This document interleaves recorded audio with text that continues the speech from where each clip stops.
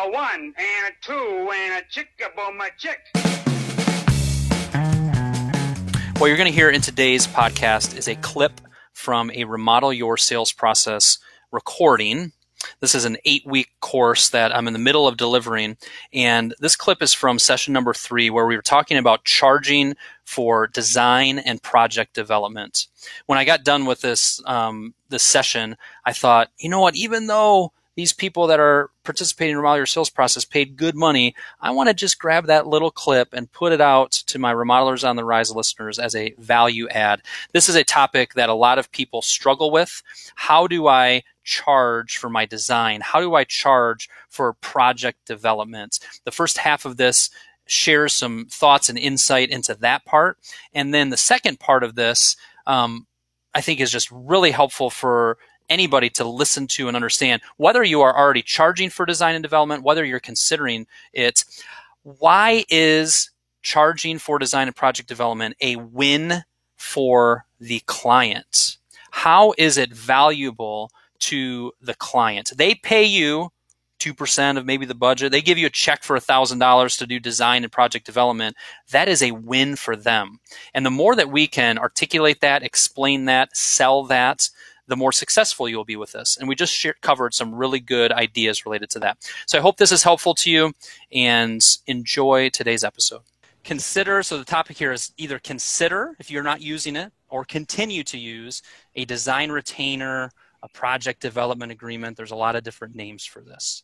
So I want to start out by just sharing some information about this, getting some of your guys' feedback on this. And then we're going to dig into 4 kind of detailed examples. And then I've got some additional teaching on it. So what we're talking about here is charging for design or charging for a detailed proposal. I think I mentioned it in one of the first two sessions, maybe in session number 1. We want to really spread the distance between a free estimate or a ballpark range and a detailed proposal, detailed specifications, and more of a guaranteed budget. I think our homeowners a lot of times have it in their head of, a free estimate is a number, a detail, some numbers, what I'm going to pay for it. And we need to really spread that gulf between those two out some more. So what we're talking about here is charging for that design or detailed proposal, detailed specifications. One of the reasons that I think this is very important is our time is very valuable. Your time is very valuable, and it is limited. When we are not charging for this service, when we don't have the opportunity to kind of have a little bit of a gate that people have to get through in order to get more of our time, we end up chasing too many things and spending too much time on too many bids. And a lot of times by having some type of design or detailed proposal that we charge for, it allows us to protect our time. It's a huge, huge thing. So that's a big reason why I'm pretty passionate about this topic and have been teaching it to my clients for a long time. Share with me and use the chat box. This is the don't just make Kyle do all the work here, but I've got to participate. He's making me pay attention, so I don't have to, not multitasking. He's making me work here. Type in some things that you do, let's say, even if you're not charging for it, to get from the time that maybe you give them that big ballpark range to the time they sign a contract.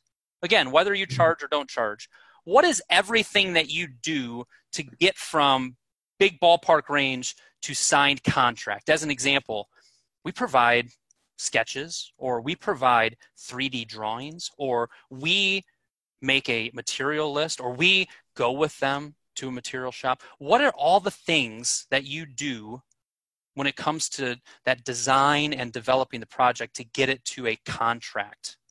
Share some things in the chat box.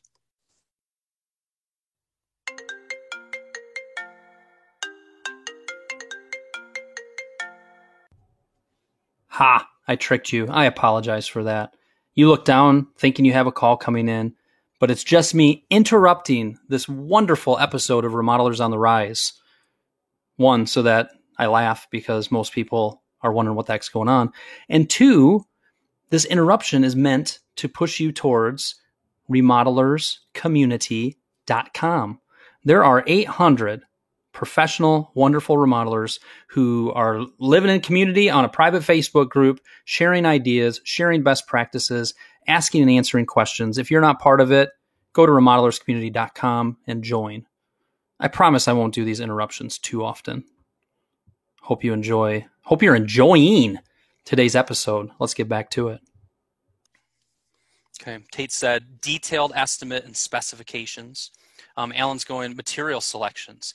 Material selections, either whether we are just making a list and sending them to certain vendors, whether we are bringing them into a showroom and helping them navigate that, whether we are going with them to the granite shop, going with them to certain suppliers to help them make those decisions. There's a lot that goes into that. Allison said, creating these different design concepts, having all of our trades at a certain point come in, maybe for a trade morning or a trade day, where you're walking them through it so that they can give a really accurate, detailed proposal, but taking the time to organize that and conduct that and follow up on that. And selections, designs, picking out and pricing materials, researching materials, following up, helping answer questions. We do nothing, and John's getting at, we don't do any of this without, we'll get to that in a second. Design ideas, construction drawings, material shopping, trade walkthrough, to get to firm quotes, 3D drawings, detailed proposal allowances for selections, variances, researching the variances, researching different rules, regulations, selling the next baby from initial sketches to ballpark pricing in a professional document, then leading to a detailed design. So good, helping material. There's what I'm getting at here and what you guys are hitting at here. Greg, I'm gonna have to ask you what quote unquote baby is, but we'll get to that when, the baby. Detailed proposal, 15 to 20 pages, drawing packets, selection sheets, 3 or 4 design meetings. Design, specification, hang on, we're almost there. Selections, material selections, site measurements, subcontractor walkthrough, detail estimate. Mucho time, says Tate. Baby steps, okay, that makes more sense. There is just a lot that goes into it. So if you, two things, if you're not charging for that service that you offer a homeowner right now, that's something to consider. And I think it's often just helpful to remind ourselves that there is so much work and effort that needs to go into doing this properly. So if you're charging for it, you are charging for a service. There's a lot of people that don't do it, but you are charging for a service. You are leading them through a process, and it is, whether you roll that, what they charge into, what you charge into the deposit, whether you have it as a standalone fee. What I wanted to just emphasize there is there's a lot that goes into doing this well. What do so many remodelers do? Because it takes so much time, effort, and energy to do it right, and because they don't know how to charge for it, therefore they are just going out on everything and they're putting together proposals. What ends up happening? The specifications are weak and not detailed. There's allowances all over the place. And what happens? And then they get excited. Oh, we signed a contract. The homeowner feels good about it. And then what happens? The specifications aren't detailed out because they skipped over that and didn't put enough time into it. These allowances, instead of being $500 to $750, ends up being $1,000 to $1,250. And all of a sudden the homeowners are going, ugh. Everything's costing more. We're making selections at the last minute, which is delaying things. There's so much that goes into this upfront planning and part of the process, and it takes a lot of work. It takes so much work. Frankly, it would be so much easier to just put allowances out there. Let's get this contract signed and let's just kind of move this forward. But we know that the remodeling experience for the homeowner and our stress level is just not going to be as strong. That's why we need to charge for this. Are you guys with me? Or are you guys like, Kyle, you are talking a foreign language, dude? Thumbs up, or I don't know about that, or this is terrible, Kyle. Thumbs up. Hey, keep the thumbs up for a second, please. I have to look at like 15 screens. Ooh, double thumbs up. Okay, so everybody's kind of with me. Joanne, you didn't hold your thumb up. She's like, I'm holding my leg. There we go. Okay, thumbs up. Good. All right, so everybody was thumbs up. So I wanted to emphasize, sometimes I think it's important for you guys to be reminded that, we do it this way. We do charge for design and project development, because if we didn't, things would just be bad on the production side. There would be these last minutes, all of that stuff. So just be confident. So much of this is confidence, right? So that's why I wanted you guys to share all of that and for me to passionately talk about it a little bit, because I think it's super, super important. Okay, good. Now I'll calm down and I'm going to share my screen again. All right, cool. Lots of different names, lots of different ways to go about it. I think we're going to look at 4 examples here, and then in Dropbox there's several other examples that you can see. I don't think anybody's calling it the same thing, and the examples we're going to look at, everybody's doing it a little bit differently, and that's okay. There's not one way to do this. You'll see some commonalities, but there's not just one way to do this. Some other information I want to share with you on this. It's a win-win. Let me challenge you guys again in the chat box. Why is it that charging for your design and or your project development, why or how is that a win for your client? Them paying you to walk them through that and provide that service, how is that a win for them? Or if you guys, you can put it in the chat box, or if somebody wants to vocally share.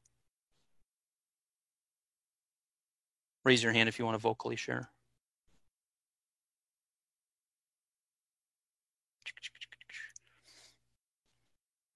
John says, it makes their experience have less flaws. I like that. Allison says they get to be a part of the process. That's an interesting one, right? They, you know, a lot of times people are super excited about embarking on a project. Now it's hard to keep them excited about that. Remodeling is hard, right? But so often they want to, you know, wrestle with which selection to choose here and learn about this material so that they have a story to share when they're showing their, you know, their family after it's done. It makes their process run smoother. This is a win for you, because by investing in this, and oh, by the way, okay, I'll get to that in a second. You know, it definitely makes the process run smoother. The client gets a great service, you know, so for them, that's a win, right? They get more of our time because we're not spread so thin. We are paid for what we do, yep, and they now have a consultant. Whoops, you guys are killing it here. That will go to bat for them, right? It's a little bit more of, look, we're on your team now. We're on your team now. You've got more of a commitment from us to make sure this happens really, really well. It helps them get the details right so that we can build it right, which leads to a happy client, a happy experience. Why is this a win for the client? Because it's more accurate, and there's detailed construction package and estimate. There's way less unforeseens. There's going to be way less surprises. We're going to be able to keep your project in a much better way on schedule and on budget because we do it this way. Jane said, I tell my clients that I don't want to be stressed and they don't want me to be stressed. That's what happens when we have to make last minute decisions and don't put the time and effort needed up front. I want to give them that time, and this allows them to. Greater assurance that their home has been designed and built professionally by professionals. Good. Doing it this way, you know, I think it's a little easier for her to say, well, how is this a win for us? When we get their commitment, right? Our closing percentage goes up when they hand us a check, right?